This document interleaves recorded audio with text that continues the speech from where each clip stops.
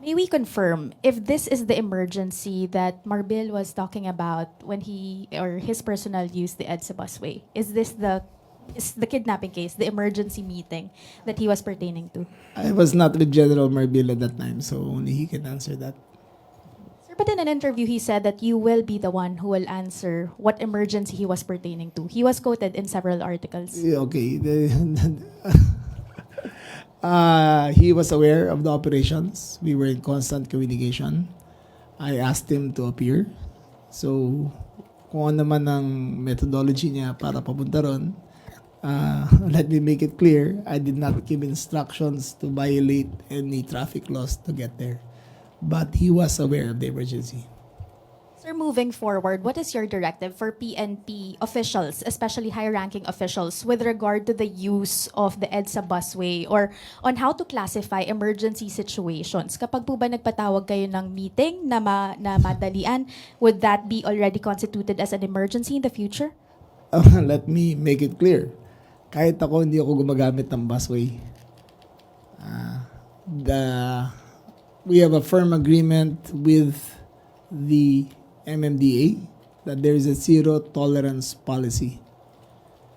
Now, in case of this, kay General Marbil, if that were the case, because I wasn't aware of yung until after, hindi naman ako informed. Pero he was aware of the emergency. Last from my answer, you mentioned a zero tolerance policy. What sanctions will be imposed against PNP officials, whether in that incident or in future incidents, na magbabiolate sa EDSA busway policy? Well, number one is the regular policy, but number two, it'll be investigated as whether it is an abuse of authority or not. General Marbil was aware of the operation. Mayroon kayong constant communication doon sa operations at you asked him to appear doon sa emergency meeting, but you did not order him to use yung sa busway. Is that a correct interpretation na siya yung sakay nung sasakyan na dumaan sa busway? I was not aware of the incident. I think, dito na pinag-usapan yan when I arrived. I was not aware that he violated any of that until today when it was brought up. I was not aware that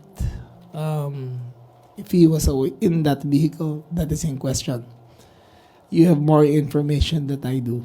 But I am aware that I did give him orders to proceed to our meeting post-haste. So you are not confirming, sir, na siya yung sakay?